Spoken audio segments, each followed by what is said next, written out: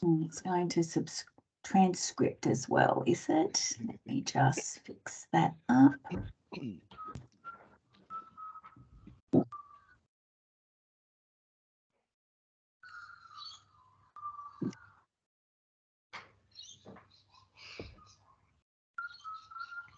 All right, good morning, everybody. My name is Jenny Pearson, as you are all aware.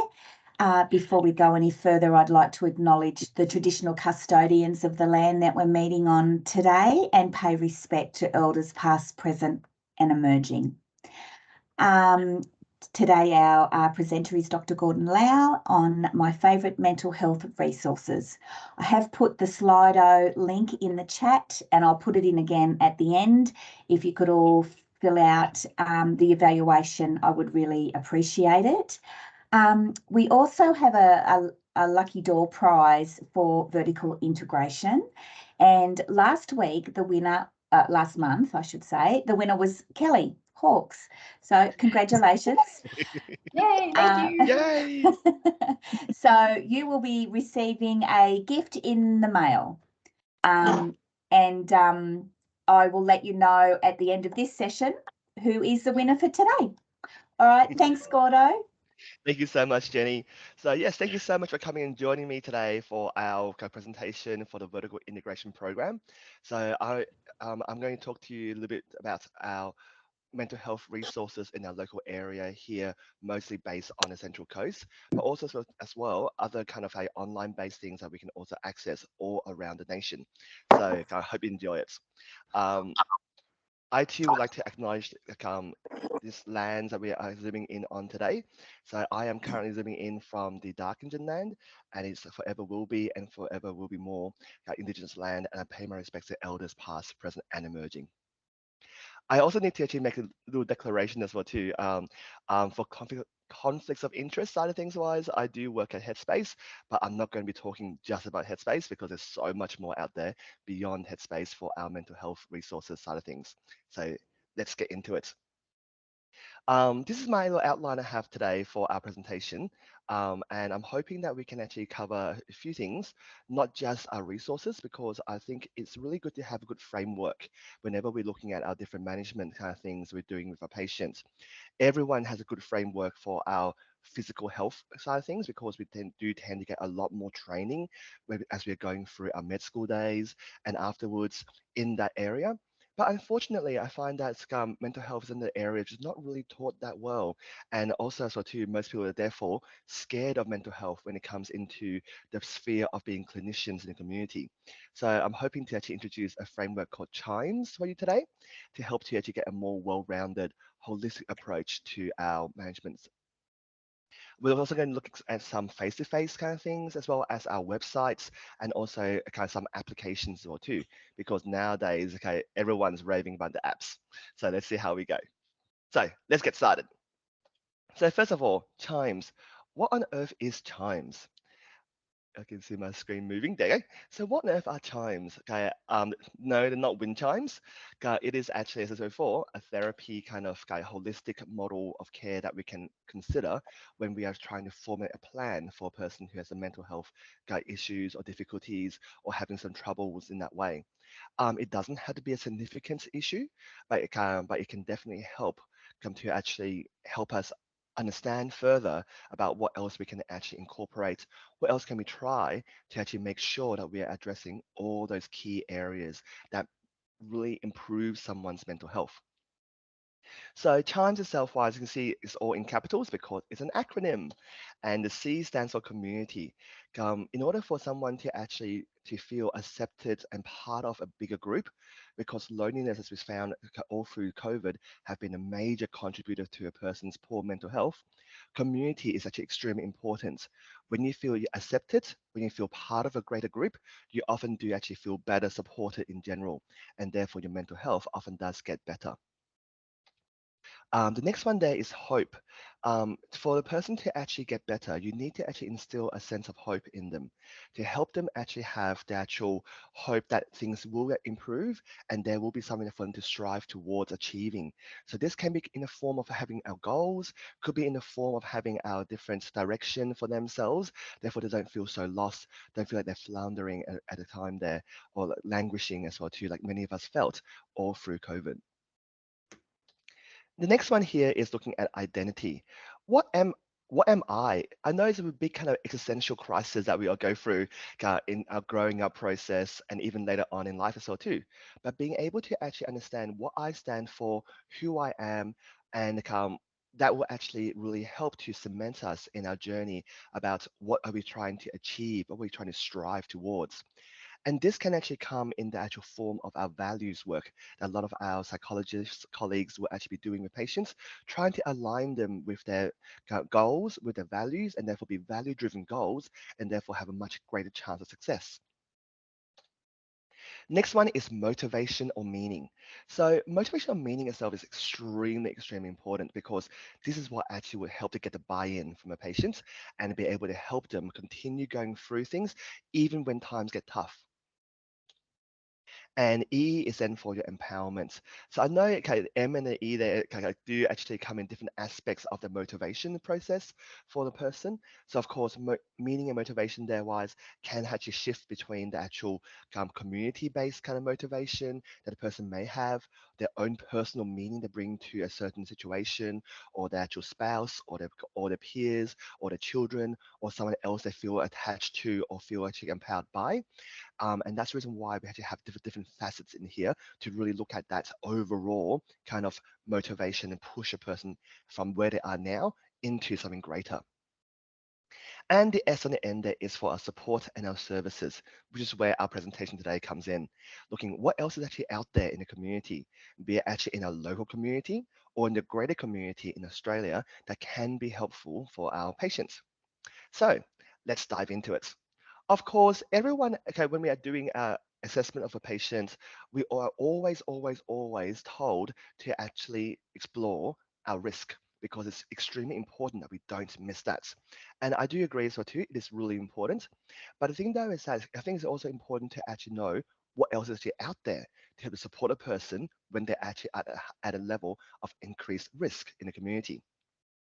So many of you actually have seen this card on the side here. So this little card here is available through the PHN in our local area here. And this is actually designed just for the Central Coast. And all these numbers themselves on the side there are different helplines and also crisis support lines as well too. And I think they are all very important. I know that everyone here should be very well versed with these kind of resources and be able to actually know when to activate them, when to utilize them, and probably be able to tell our patients a little bit more about what each one of them are about. But with that in mind, though, is there anything on there that people are actually unsure about or would like me to actually tell them a little bit more about before I move on to my next part of my presentation? No? Okie dokes. Because what I'm going to do now is I'm going to switch to come to our next part, which is looking at our face-to-face resources. So give me 2 secs. I'm going to switch my presentation here to my other screen here, which I got as a website. So I can show you one by one what things we have there for us. So I was going to start my actual my talk here looking at our face-to-face things, and we're going to start from our kiddies because I think it's important to remember that people with mental health conditions or with mental health issues or difficulties are not just adults. Okay, we do actually have young people who are also going through distress, and so it's really important for us to know where do we actually send a person if it's a child before we actually consider our adults. So this one here is facets, of course. Facets themselves wise, it is actually an integrated kind of adult health model where we actually have different clinicians from different aspects there coming together. So the facets team itself in my local area here, I'm in Gosford, so therefore kind of the Gateway Centre is where I'm located. will be where I'll be referring my patients to, but they also have branches over in Woy Woy, Kincumber, Long Jetty, Lake Haven, and also Wyong Central. So there are actually multiple offices where facets actually operate from, and they do actually offer quite a good kind of support there for both the parents and the children who are going through difficulties. As you can see here, there are actually two different intake lines. You actually have this one down here, which is from children from the age of kindergarten to year 6 going to the facets team. And then also you have your preschool children as well too, so children under the age of 5, therefore before going to primary school, going to the perinatal intake line, because that's the service looking after them. So if you actually are not aware of this service, please do check it out. And here is a little kind of brochure for the family and child and family health services as well too, which are offered via that actual kind of service itself. So yeah. Now, now that we actually know this is our own local kind of government funded kind of organization, what else is out there? I was very pleased to find that our PHN, our Public Health Network, have actually put some extra funding aside and have supported the actual the Little Sparks project, which is this one over here. So Little Sparks itself is run via Beam, and it's a pilot program funded for children between the age or under the age of 12 years of age. I think they actually go from 5 years and up mostly, but the thing though is that they're actually looking at children 12 years and under. Okay, so 12 years and under, Little Sparks is a really great service there. They are located over in Tuggerah in the Pioneer Avenue, next door to the Body Fuel cafe. So mum and dad's going to grab a coffee before they go in if you wanted to. Okay, sorry for the free advertising. But the thing though is that it's a really easy location there, plenty of parking on site, and designed for young people because the Beams health team work a lot with young children as well in different areas. They don't just have psychology support; they also have OTs and other services linked in there as well too. So these are the priority groups, and here's the eligibility. So if you're in the local area here, you can actually get a referral, and the patients themselves would require a referral from us as GPs to then refer them to the actual Beams team, and make sure you put in the top there, Little Sparks project, and they would know where to direct that and be able to then book them in for the intake meeting and then go from there.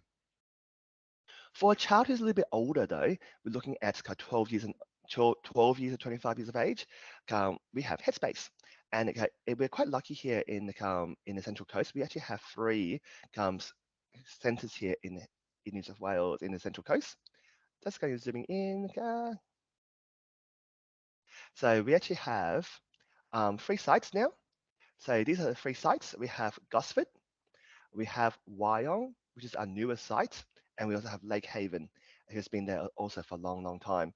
So Wyong is only a satellite site, and what that means is that it's only open 3 days a week on Tuesday, Wednesday, and Thursday, whereas we get the full services from Gosford and Lake Haven, open 5 days a week, covering all the different avenues of care that we deliver to the young people in the community.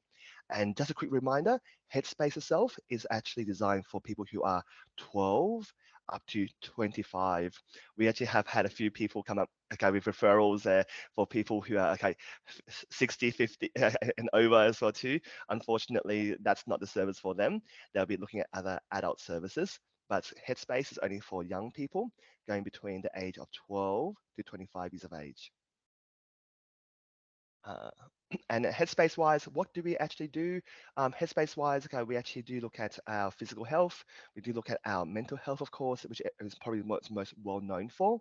But also, as well too, we do also have links to different services. For example, our drug and alcohol team. We do actually have access to our work and study team as well too, which actually helps our young people engage in their work, trying to seek employment or trying to actually stay in work, as well as in the study side of things, which is kind of the actual school support. And we also have a step down team as well too, called CRP team. CRP team stands for our Connected Recovery Program, and that's a step down unit which is designed to be between CAMS, which is our Children and Young Persons Mental Health team, and our Headspace team. So the difference between the two teams there is that Headspace is actually for young people who actually are presenting with mild to moderate mental health difficulties, whereas CAMS is more designed for our severe end. So people who are actually acutely and actively suicidal or actually have significant mental health distress, that's the team you want to refer to. And CAMS at the present moment wise, you can actually call via the actual GP liaison officer, which is Olivia. She's lovely, very motivated, very passionate about her work. But also, so too, if you do have a patient who unfortunately have been unwell with a mental health and presented to ED and was deemed to be at elevated risk, then of course the actual ED team will also make a referral to them as well too. So that's how that works. And this one here, so I mentioned beforehand already, so with the actual Headspace team looking at our young people, what else is out there then for our older people then in the community? So people who are over the age of 25. Well, this team could be a good one to consider. So Head to Health, I think most of us actually know about a website, Head to Health, which has been out now, launched by the government a few years ago. I'm going to dive in that in just a moment. But they actually have also created some pop-up clinics all over New South Wales. And we have one here on the Central Coast, and that is actually located in Tuggerah. So once again, it's on Pioneer Avenue, and they actually offer both face-to-face as well as telehealth appointments for their psychology input. Telehealth-wise, they do offer both, I think, video as well as telephone, and I think we are one of the few sites around the state offering the face-to-face input as well too, which is awesome. So therefore, do check them out. This one here is also free for for our patients. So therefore, make sure that you give them a phone call.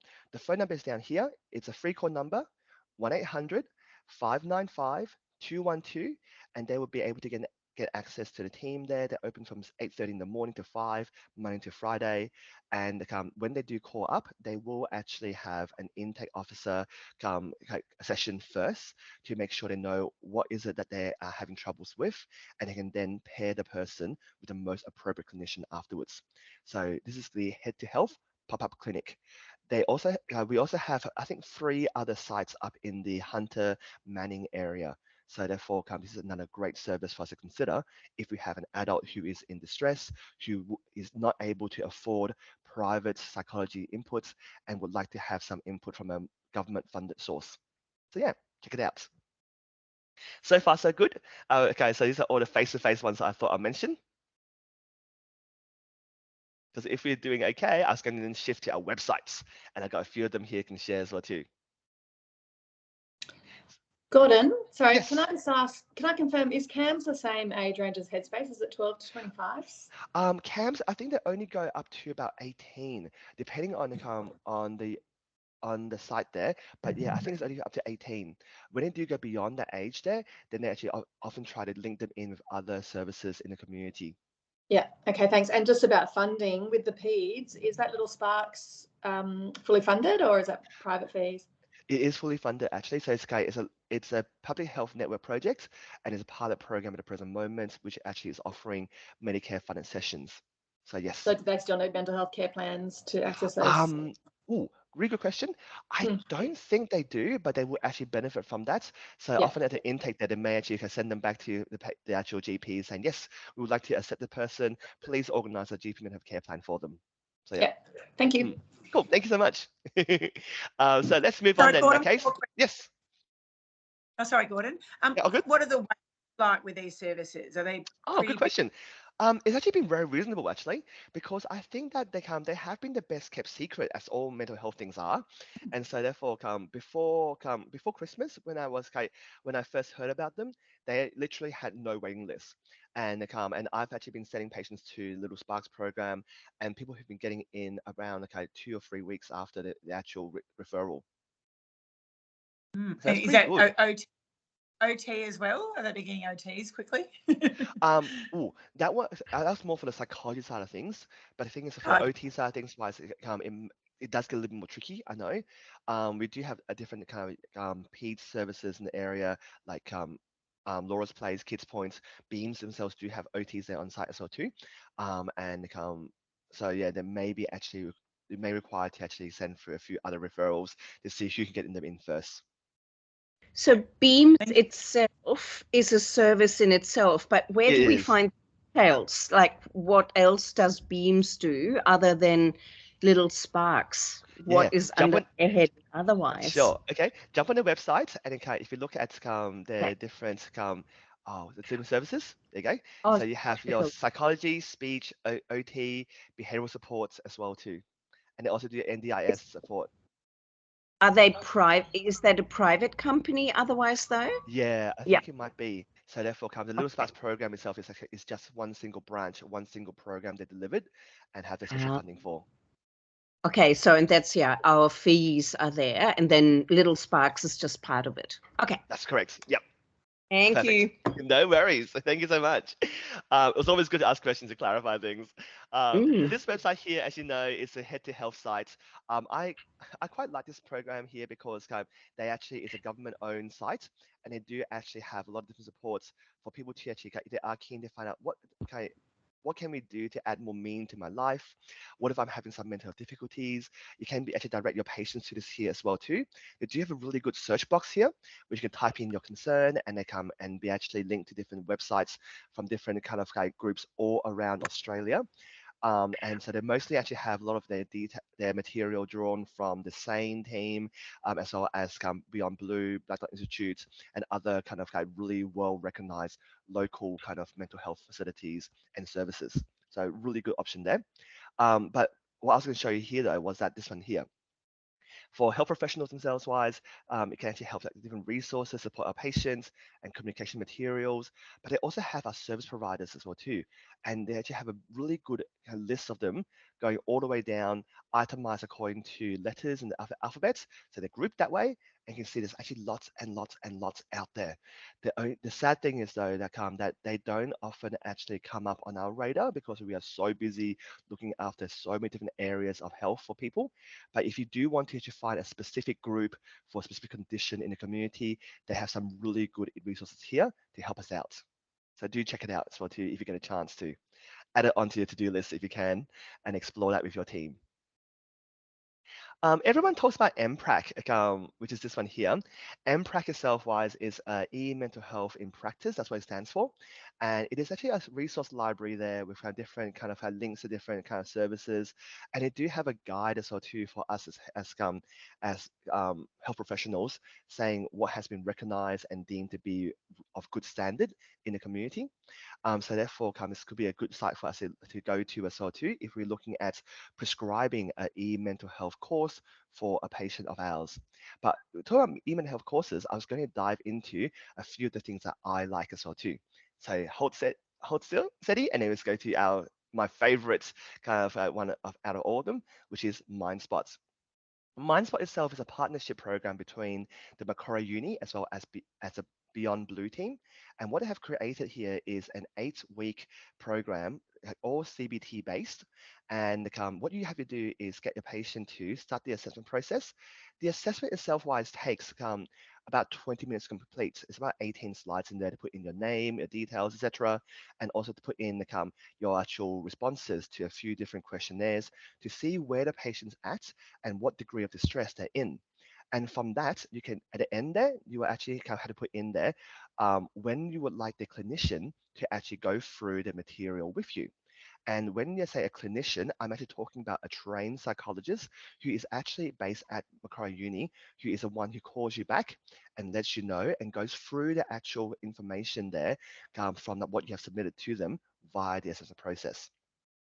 Once you have done that, you can they may actually recommend for yourself to actually join one of their courses. And the courses themselves, wise, as I said before, it's an 8-week project, and you actually have 5 presentations done in your own time, completely online. And what is actually awesome there is that you actually have a case manager follow you all the way from the start to finish. And that was actually a trained psychologist, once again, who actually follows you from go to woe.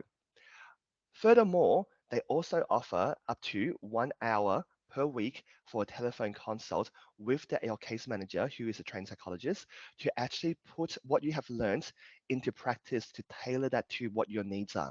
So that's the reason why I think it's a really good service, and it's all under Medicare funding. So as long as you are, one, over the age of 18, two, you are an Australian citizen or permanent resident of Australia, and you have a valid Medicare card, that's all you need. Those 3 criteria to be actually satisfied, then you can actually access this MindSpot service. It's free, it's online, it's personalized mental health service for you.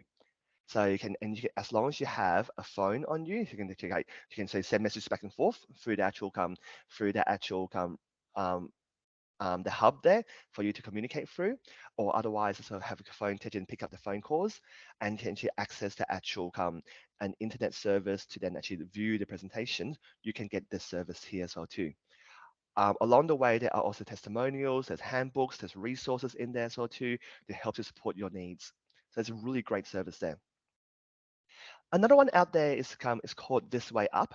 This one here is actually a joint project between the University of New South Wales as well as St. Vincent's Hospital Group. And what they have created there is a whole series of online-based programs. And the programs themselves wise, they are all online, as I said before, and here's what they look like. So there are actually a comic script-based kind of presentations there, where you get to know the characters and you get to follow them through from their start to finish and get to see what actually they were struggling with and what techniques or strategies they have actually employed to help themselves out. So you can actually, these are all the paid ones on the top here. They also have a set of these ones down here, oops, the well-being programs. They changed the website recently, okay, and there we go. So your well-being programs, so these ones here are all for free. So your stress management, insomnia program, mindfulness program, student well-being program, all of these are for free, whereas the previous screen-wise, they're all actually fee-based. However, if we actually, as clinicians, are logged in with the actual This Way Up team and create a actual little create a little profile with them, we can actually prescribe these courses to our patients and they can actually access that for 3 months for free as well too. So that could be something else that we can also consider. The only difference though is that for this program here, there's not any guidance there. So therefore the person actually does it on their own accord and they go shifting from one module to the next in that way. So this is the thiswayup.org.au. Mood Gym is another one that has been heralded as quite a good one as well too. I must say I've not actually used this much myself, but they definitely do talk a lot about this in the actual the mental health resources that the Black Dot Institute actually does a course on. So this is another good one for us to consider. But I must say I have not actually used this one myself yet. You do need to actually create a profile and log in. So it's all actually behind the private settings and firewalls, etc., to give a person the privacy they want in that way. So yeah. For those of us in the community who do actually want to get some resources and they can help with our patients' kind of well-being, this is another great resource to actually consider. This is the Center for Clinical Interventions, and it's actually done by the actual the government of Western Australia. And in here in the resources section there's a section here for clinicians. And if you click on that for me, there are really good handouts and worksheets and workbooks, etc., to help your patients. I've been using a lot of the sleep ones in the past and also all the anxiety ones, really great kind of resources. Only gripe I have with this one here is that they are quite wordy. So therefore, if a person doesn't have the best literacy skills, they may be a bit kind of overwhelmed by the information on the page, but they actually are often condensed into one single A4 page or maximum 2, and therefore can be a good thing for our patients who may want to have something they can hang on to and check out later and be able to help to remind them of the different techniques or things you might have actually tried to educate them about in the session. I'm going to zoom through the next few here because everyone knows about Beyond Blue, and also everyone knows about the Black Dog Institute as well too, as well as SANE, which is another group very similar to both Black Dog and also Beyond Blue, who have all been doing some really good kind of work in the community, looking into research, looking into actually treatments, things. How can we actually raise the actual the well-being of Australians in our community who are battling mental health difficulties. So Beyond Blue, Black Dog and SANE are also other Australian-based resources there. I'm now going to dive into a few of our special populations, but before I do so, are there any other questions there before I forget? Because if there's not, I'm going to keep on zooming through. Don't stress as well too. The presentation is going to be available for you afterwards, and also as well too, there are actually links for each and every single one of these sites I've actually have shown you. So all you have to do is click on the actual link, and that will guide you there. All right, let's keep moving then. I must say I am in love with this site as well too. If you do have a parent who actually is having a tough time, or unsure about what to do with their newborn or the baby, toddler, preschooler, school age child, preteen, they go all and teenagers or to all the way to being a grown up. You know what? This site is actually awesome because it actually goes through all of those aspects and things that we are worried about.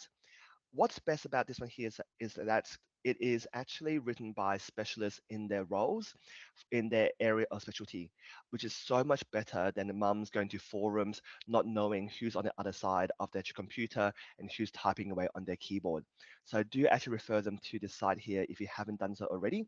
The Raising Children Network is a government-owned site, which actually collates all this information there together.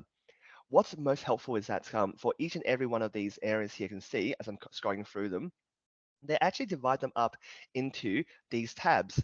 And when you do click on the tabs there, they would then actually take you into different aspects, different videos, small little write-ups as well too, allowing you to actually explore that in a bite-sized form.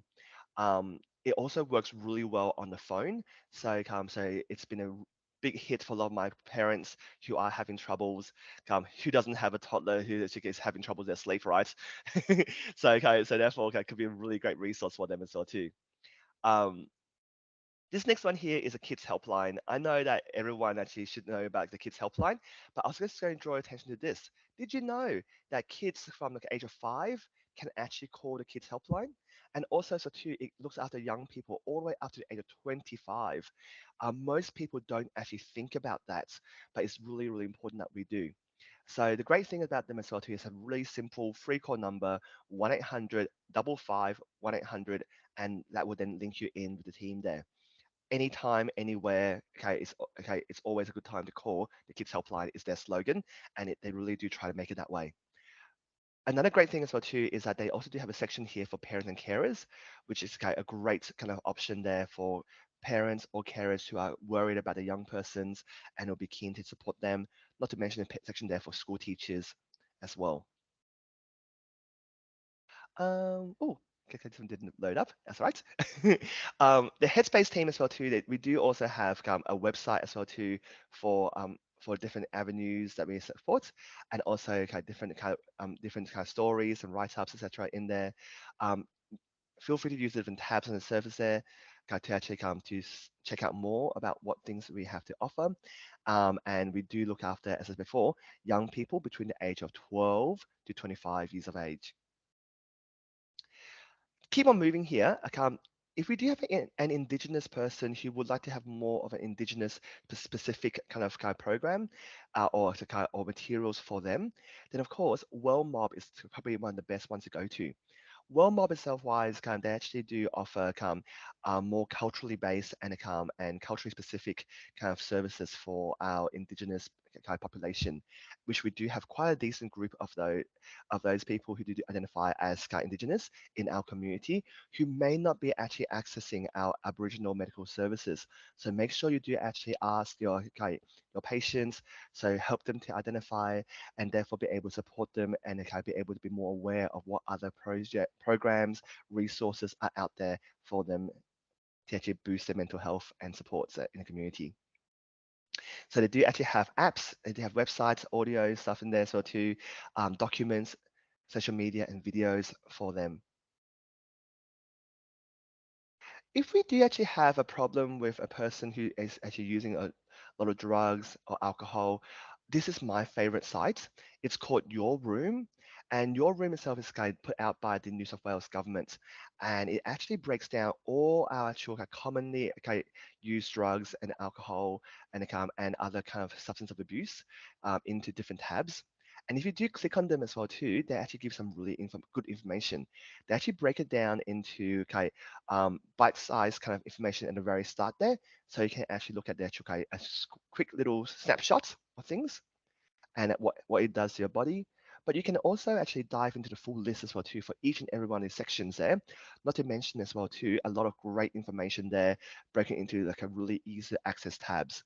So if you do have a young person who you're hoping to actually give them some more information, education about certain things, and they are interested in finding out more, or you actually have an adult or carer who's looking after a young person or an older person even, who's keen to find out more and learn more about this area, this is a really great website. They do actually have resources at the end there looking at stuff for families, for different kind of population groups, as well as different resources, helplines as well too, and also as well to link them in with different support services in the community. So definitely a really, really great resource for anybody who may be using any drugs, be it illicit or legal. Talking about using substances here, this is the actually rebranded Quitline website. For those of us who are old enough to remember Quitline, this is now called I Can Quit, which is much more motivating, of course, and it puts it more in a positive light there. And they actually have a really great system here where they have really good, easy to use tabs, and also helps to actually get patients motivated about what they can actually do to help them quit, which often is one of the most tricky things for a lot of our people in the community when it comes to actually tobacco use. At the present moment wise, there's not too much on here in regards to vaping yet, because there's still a lot of more information to actually be gained and a lot more research to be done first before we can have that firm evidence. But whatever we're doing at the present moment for our smoking can also be used for our vaping. Just bear in mind though that the amount that people are vaping can be quite deceptive, because the amount of nicotine they're getting from the vapes is actually often much greater than what they would be getting from cigarettes, especially when you've got modules which they're puffing on all day long. So that's the reason why they may need to have a higher amount of nicotine replacement to help with this with them and on their journey to quit their vapes. But yeah, really good resource here. Um, they got testimonials, they got actually quitting plans, they got reason to quit. They have a little calculator here so too to help a person understand how much they're actually spending on their actual on their cigarettes and be able to actually help to put that into perspective for them as well too. So really good resource. For a person who may be using alcohol instead of actually using our nicotine, then of course this one here is another one for us to consider. This one here is called Hello Sunday Morning, and it's exactly the way you meant to say it as well too. And this one here is designed as basically a website for people to actually access there to support them with their journey to stop drinking and change their ways and their relationship with alcohol. So just like the actual previous website there for the tobacco side of things, they do have the same kind of layout for this one here as well too, just actually switching out our tobacco and putting in our alcohol instead. They too also have an app as well too called Daybreak, and it basically works like a support group in your pocket on your phone. So, and also has on there different kind of resources to help support you in your actual journey, helping you surf your cravings and so on and so forth. So really great resource here as well too for a person who may be having some troubles with the alcohol. The last one I was going to mention here in this quick little snapshot of mental health supports for special groups is TransHub. I know a lot of know a lot of us clinicians in the community have been seeing a lot more patients who are coming out as being transgendered or being actually on a journey to explore transitions as well too. And this one here is actually a very, very, very good resource, which actually puts together a lot of information which can be quite hard to find in the community. So it actually has a lot of information there, both for your clinicians as well as for your actual patients and their family members who are helping support them through the process. And if you are a person who is actually keen to actually work more in this area or learn more, they also have some really good courses you can do as well as clinicians to find out more, all the ins and outs of it, and how do we support people who actually may be actually going through a transition in this way. If you are also keen to be actually listed as a doctor in this area, you can also actually submit your actual details and they can list you on the map. So yeah, so great resource here as well too for people who are seeking a transition in either way, being from female to male or male to female or anywhere in between. Cool.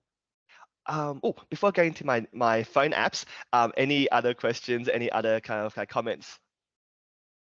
We're on the home stretch here. Sorry, I know it's a bit of a whirlwind tour for everyone, but I hope you do actually I hope you are finding these helpful. No? Okay, with no questions, I'm gonna keep on moving along. I got a few more little apps here to show you, and then we can actually have a little break at the end for your Q&A.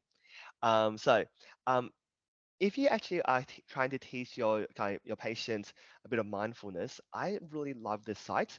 The Smiling Mind itself is an Australian-based free app, which is great for mindfulness kind of type things, and they actually have different programs. This is their majority of them actually are under 7 minutes, and so therefore most patients themselves tend to find ways to actually incorporate that into the day, and it shouldn't be too big or too arduous a task for them.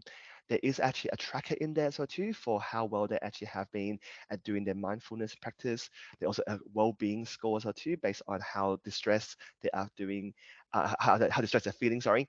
And it kind of helps them actually track their mood that way and see how they have been over a period of time. So this one here is a really great kind of mindfulness app, which you can actually consider for our population in the community. Oh, before I forget as well too, of course, everyone also knows as well too, there is also a Headspace app as well too. Now, this is where it gets really confusing. Headspace in Australia has a green logo. That's for our youth mental health. Whereas our Headspace in America, which is the one who actually does the mindfulness app, they actually have a white background and an orange logo. The two are actually different companies, different groups doing different things. The US one is only for your mindfulness meditation. So that's the reason why if you're looking for the app, the actual white background, orange circle is the one to go for. The reason why I haven't listed them here today is because recently Headspace have actually shifted to a fee-paying model. So they do offer a few kind of free kind of sessions, but then for anything else, you need to actually pay to unlock the actual service to then get more programs added into the app for you in that way. Hence the reason why I didn't actually put it down, because it's not a free program. And also as well too, because it's not actually Australian based. Anyway, so moving right along. So if you actually have got a person who's just simply keen to track their moods, Dailyo, okay, I was going to press deny. Dailyo, it could be another option there for us to do that job there for us. And this one here is actually quite a great one because it's very easy to use, has different kind of smiley faces like so that we can actually put down our mood there quite easily, and can see the colors as well too, showing us how we have been tracking along the way. So yeah, so this one here is a really good mood tracker. I guess for patients themselves who might have, say, a PMDD, for example, premenstrual dysphoric disorder, this one here is a really great resource here to help them really work out, when is my mood actually great, when is my mood not so great, and when is my mood actually horrible, and be able to see, is there actually a kind of trend of some sort, to actually help to map out the whole process for them, to help them understand and help us as clinicians understand what they are going through as well too. Also very, very good, of course, for people who may have, say, bipolar affective disorder or be on that spectrum as well too.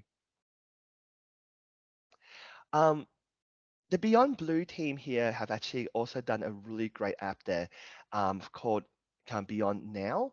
Have anyone actually used this one here?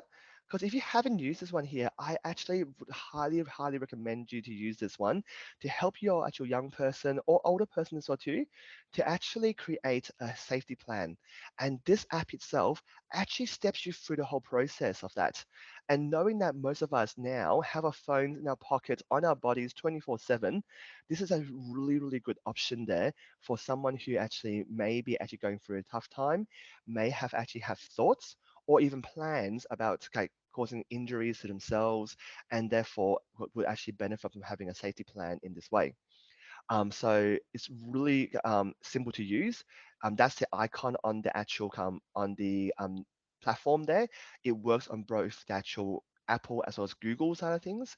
And so it's a really great option for us to consider, and it can actually help to actually create a very dynamic, up-to-date safety plan for the person. So do check it out.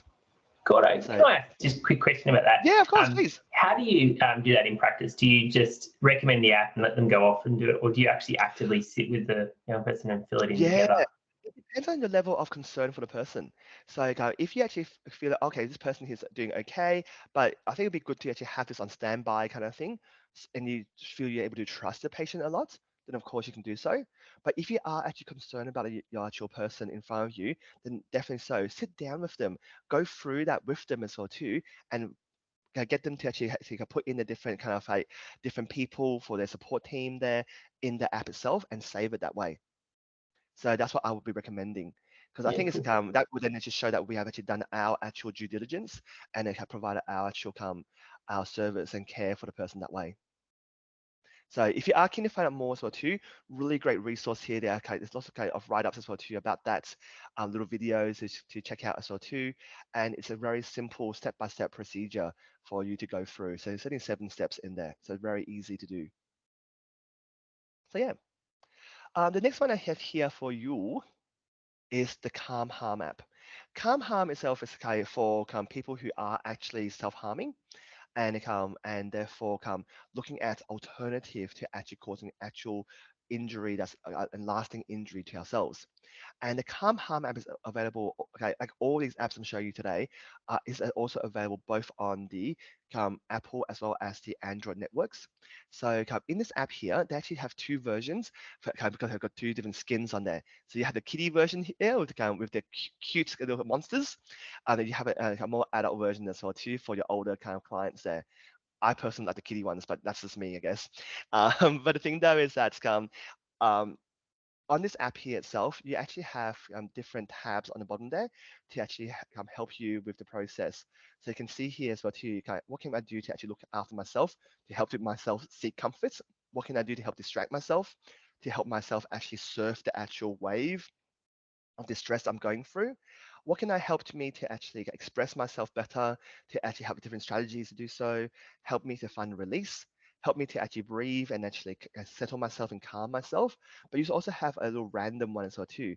So I'm not sure what to do kind of thing. I just want to just suggest something for me, and it actually goes through like a little lucky dip system, and it picks out one for you to try. So this one here is also a great option there. So it's called Calm Harm, and has other because it has like other alternatives of causing lasting harm to ourselves. In more recent times, though, probably in the past year or so, this app have actually taken over in popularity in the actual in this space as well, and it's called I Am Sober. I Am Sober itself, wise, I know it sounds like an addiction-related app, which was actually initially designed for. But the thing though is that some people themselves are actually addicted to a certain degree of self-harm as well too, as their addiction, okay, so you can say, and therefore they actually have that also listed there because same procedures, same protocols that actually are recommending also works really well for people who are trying to actually resist the urge to harm. And so therefore, this could be another good option there for us to consider, and has been very popular with our younger patients as well too, as well as our older patients. In the addiction tab as well too, I think they've got something like 48 different addictions, and it's actually global as well too. So it's a great little app there, and they too actually have your pledges there for yourself to actually keep yourself accountable. You do have a community in there for you as well, which to actually help you actually have a support group kind of system in there. Having a motivation to remind yourself, why am I doing what I'm doing, to actually help me stay away from the actual harmful kind of practice I'm being engaging in. And so therefore it's a really good option for us to consider. And also in there so too are different strategies, just like the Calm Harm app, to help us ride out those kind of urges. So once again, this one here is called I Am Sober, and it's a good one for us to consider. But talking about staying sober though, remember how I mentioned the Daybreak app? Well, the thing is, so that one there for your alcohol side of things, this is the website for them, and the app as well too is also available both on the Apple as well as Android network, as I mentioned before, and this is all Australian based as well too. Last one. Woohoo! This one here is a little bit different. It's not actually purely an app as such, but I was actually introduced to this recently, and I thought it was a really cool idea. And this one here is called In Tough Times Text. Because if you're like me, like, who actually do care a lot about patients, which I'm sure all of you do, and you actually are worried about your patient's well-being sometimes and say, oh, I would love to send a nice message to them, and I know they're going through a really tough time. I know they have been contemplating self-harm or contemplating causing injury to themselves, or even contemplating suicide as well too. This one here is actually born out of Victoria, and it's called In Tough Times Texts. So what you can do here is, okay, what is actually okay to say, what's not okay to say, how do you actually even broach a topic as well too, and it can be a really good option here for people who may be trying to support a person but not sure what to actually send and what to actually say. And so therefore, in this one here, it's a little video to introduce the idea behind it, but, oh, okay, I was going to click and tab here. So so they actually are little you can actually send free messages through the actual site. Oh, bummer. They actually changed this recently. I'm sorry. They've changed this recently there, and so where has it gone? Sorry about this. You can actually send a free text through the site here. There we go. This is what it is. So you can actually send a free text from this site here, and it's all anonymous, so they don't know who actually sent it, but it's have a little message coming through saying these messages here, for example, these are set messages they have here on their site and have been deemed and have been checked and have been reviewed by both psychologists and a psychiatrist as well too, who was the actual person who was behind this project. And you can see there's actually lots of them that you can send through for your actual person who you're worried about, who may be going through a bit of a tough time, just to let them know that someone actually is there, and that and you might be giving them a nudge that actually help to actually seek help, to actually to talk to someone, or to actually know that there's someone else out there who's thinking of them as well too. So so really great kind of application that we can use on the actual website to send through a message, both on the actual normal messaging system as well as through WhatsApp as well too. So yeah, so cool little resource there, I thought. So I hope that was actually helpful for you today. And I know it's a bit of a whirlwind tour. I know there's lots and lots of things out there. As I said before, don't freak out. You will be getting a presentation of soon. So that will be coming your way in your inbox, if not on the library there. And for each and every website I went through, there is a link there for you on the presentation to help you click on the link and access it at your fingertips there. Any questions? Oh, Gordon, that was amazing. We're madly writing Thank down you. everything. So many hidden gems. Oh my goodness! I've gotten 4 pages. Oh wow! Oh my goodness! You've got Thank you pages. so I've got much. smaller pages. The thing though is that I think the thing though is that I just want to say that list itself is not exhaustive. There's still so much more out there. And I mentioned before as well too. If you are keen to find out more, of course, please do check out the actual the Head to Health website, because they do have a good list of them there. Even that list is not exhaustive as well too. So please actually if you are interested in the area, definitely so find out more. Sometimes your patients themselves may even actually know more about this area as well, because they have been already doing a lot of research. So feel free to ask them as well, to ask them what applications, what websites have you actually used recently? Have you found anything helpful? And then that can be a really easy way to actually start the conversation, explore it further. Thank you so much. No problems. Gordon, that was amazing. I'm just going to stop the recording.